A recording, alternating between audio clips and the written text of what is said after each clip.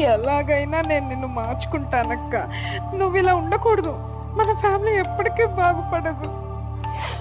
నిన్ను ఎలాగైనా మార్చాలి.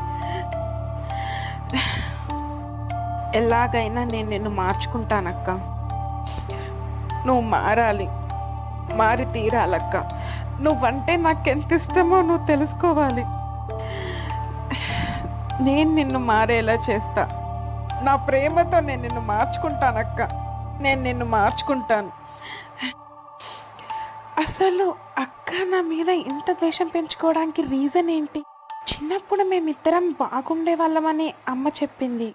అసలు అక్క ఇలా మారడానికి కారణం ఏంటో తెలుసుకుంటే అక్కని మార్చడానికి ఈజీ అవుతుంది. తెలుసుకుంటా, ఆ కారణం ఏంటో తెలుసుకుంటా.